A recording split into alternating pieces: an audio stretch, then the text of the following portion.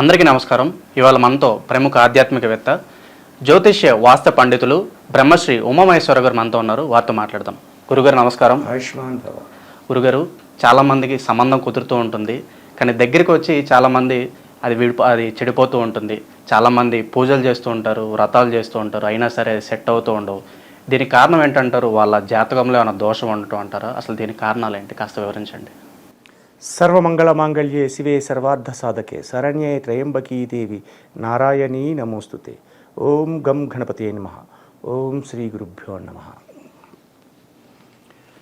వివాహాలకి లోటు లేకపోతే వివాహం కుదిరి దగ్గరగా వచ్చి కూడా చెడిపోవడము, లేకపోతే మొట్టమొదటి వచ్చిన తర్వాత బాగుంది, మీ అమ్మాయి బాగుందా, లేకపోతే మీ అబ్బాయి బాగున్నాడు, మేము అందరికీ ఓకే అయిపోయామండి, ఈ ఓకే అయినందువల్ల ఓకే అంటారు, తర్వాత మళ్ళీ కలిసిపోతుంది.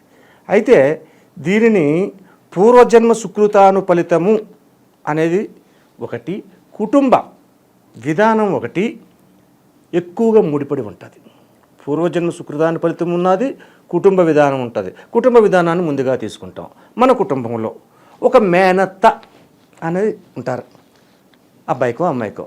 మేనత్తలకు వివాహం ఆలస్యమైంది, ఆ మేనత్త సారం వచ్చిందిరా అని చెప్పుకోవడం అనేది జరుగుద్ది.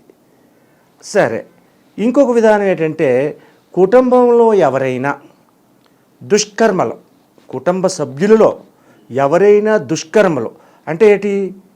దుష్కర్మలు అంటే అనవసరంగా గొడవలు పడ్డము, వాళ్ళని వెళ్ళి శాపనార్థాలు పెట్టడము, లేకపోతే మర్డర్లు చేయడము, లేకపోతే మానభంగాలు చేయడము.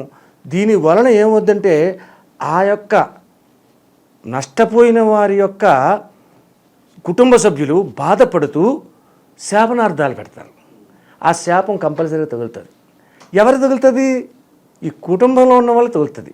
ఈ కుటుంబంలో ఉన్న వాళ్ళకి తగిలినప్పుడు ఈ యొక్క వివాహాలు ఆగిపోతూ ఉంటాయి. అలాగే కుజదోషాలు ఉంటాయి. ఈ కుజదోష పరిహారాల వల్ల వివాహాలు అవుతాయి. అంటే జాతక ఫలితంగా కుజదోష పరిహారాలు కంపల్సరీగా చూసుకోవాలి. అలాగే సర్పదోషాలు ఉంటాయి. ఈ సర్పదోష విధానాల వల్ల జాగ్రత్తగా చూసుకోవాలి. సో ఇంకా చెప్పుకోవాలంటే చాలా చాలా చాలా చాలా చాలా ఉన్నాయి. అవన్నీ చెప్పుకుంటే మనకు సమయం సరిపోదు. కాబట్టి వివాహం కాని వాళ్ళకి త్వరిత గమనాన్ని వివాహం జరగాలి అంటే ఏం చేయాలి? ఎవరైతే నక్షత్రం ఉందో, అశ్విని భరణి కృత్తిక రోహిణి మృగశిర అన్నట్టుగా రేవతి నక్షత్రం దాకా 27 నక్షత్రాలు ఉన్నాయి. ఈ 27 నక్షత్రాలు ఎవరో ఒకరు జన్మించారు కదా. ఆ జన్మించిన నక్షత్రంలో జన్మించిన వారి జన్మరోజు అంటే నక్షత్రం ఉన్న రోజు నాడు, అది ఏ వారం అవనండి, ఏ తిథి అవనివ్వండి, అవసరం లేదు. ఆ యొక్క రోజు నాడు ఒక వైట్ కర్చీప్ తీసుకోండి. ఆ వైట్ కర్చీప్ని పసుపు నీళ్ళలో ముంచండి. దాని నీడను ఆరబెట్టండి. నీడను ఆరబెట్టాలి. ఈ లోపల ఆ కర్చీప్ దగ్గరికి అంటు తగలకుండా చూసుకోవాలి. అంటు అనేది తగలకూడదు, పరిశుభ్రతగా ఉండాలి. పరిశుభ్రత ఉండి సాయం సంధ్యా సమయంలో చంద్రోదయ వేళ అవ్వాలి. సాయం ఇదంతా పొద్దున్నుంచి చేసుకున్నారు. చంద్రోదయ వేళ నాడు చిన్న చిన్న గవ్వలు ఉంటాయి, వైట్ కలర్ గవ్వలు, తెల్లని గవ్వలు. ఆ గవ్వలు కొనండి. ఎన్ని కొనాలి? ఈ యొక్క జాతుకుడికి దోసిట ఎంతైతే ఉందో ఆ దోసిట నిండుగా గవ్వలు పోయండి. దోసిట నిండుగా గవ్వలు పోసి ఇష్టదైవాన్ని ప్రార్థించండి. మీ ఇష్టదైవం ఎవరైతే ఉన్నారో వాళ్ళని ప్రార్థించండి. మనస వాచా కర్మణ ప్రార్థించి ఆ గవ్వలని ఆ యొక్క కర్చీప్లో వేసి మూట కట్టండి. మూట కట్టిన తర్వాత వాటిని లక్ష్మీ విధానంగా ఆలోచన చేసుకుంటూ దేవుడి పీఠం దగ్గర కింద నేలకు తగలకుండా దేవుడి పీఠం దగ్గర పెట్టండి. దేవుడి పీఠం దగ్గర పెట్టిన తర్వాత మళ్ళా జన్మ నక్షత్రం రావాలి. దేవుడి పీఠం దగ్గర పెట్టి వదిలేయడం కాదు, ప్రతిరోజు దానికి ఒక ధూపాన్ని చూపించాలి. ఆ గవ్వల మూటకి జాతక కింద పడకూడదు. ఆ ధూపాన్ని చూపించి ఆ గవ్వల మూటకి మళ్ళా జన్మ నక్షత్రం రావాలి.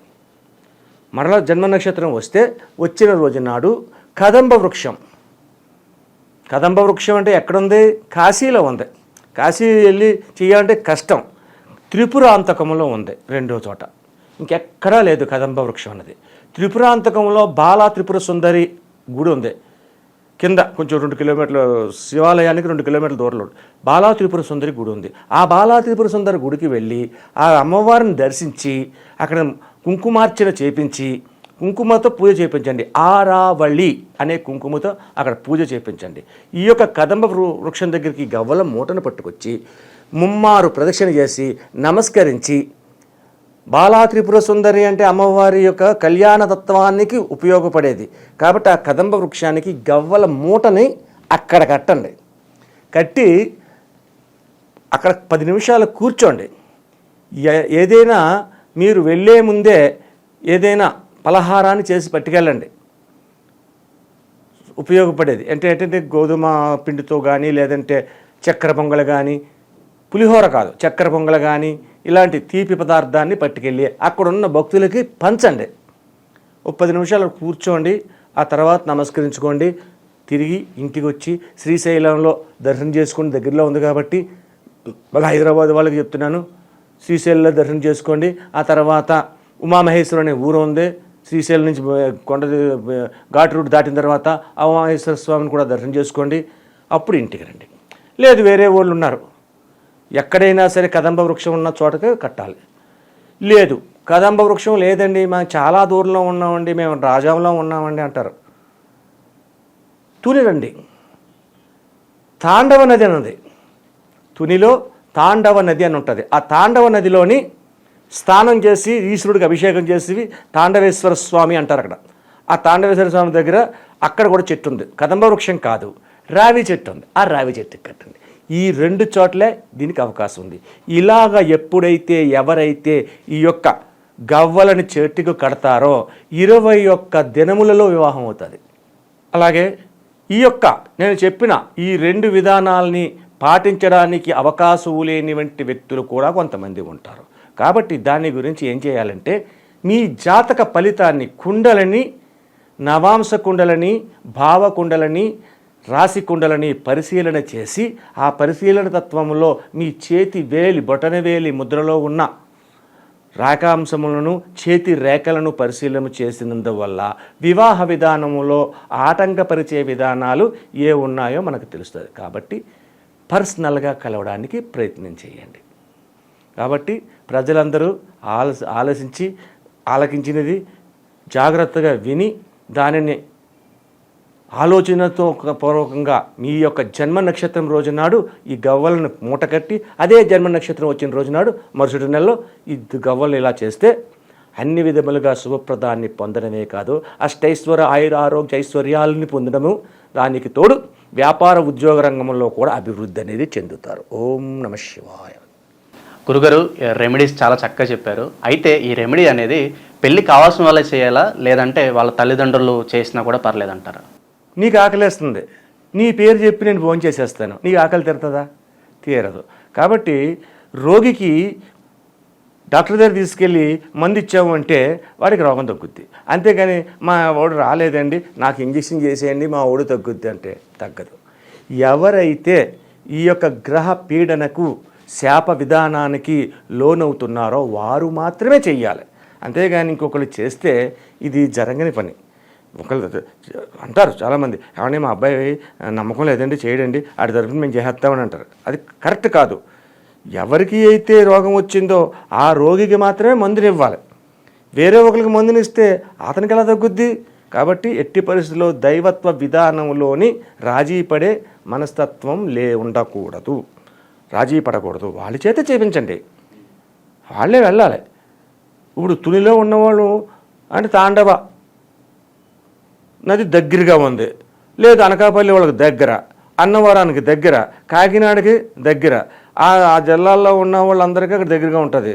అలాగే ఎక్కడో ఉన్న దూరం నుంచి వచ్చిన చెన్నైలో ఉన్నవాడి తాండవ నదికి రావాలంటే రాలేడు. కాబట్టి దగ్గరగా ఉన్న వాళ్ళు చేయండి. కుదరని వాళ్ళు ఆచరణకు అనుచితం కాని విధంగా ఉన్నవాళ్ళు పర్సనల్గా కలవండి, లేదా ఫోన్లో కలవండి. ధన్యవాదాలు గురుగారు, చాలా చక్కగా వివరించారు. మీరు చెప్పిన పరిహారాలు చాలామందికి ఉపయోగపడతాయి అనుకుంటున్నాను. అలాగే పర్సనల్గా మీకు ఏమైనా సందేహాలు ఉన్నా కూడా గురువుగారిని మీరు సంప్రదించవచ్చు.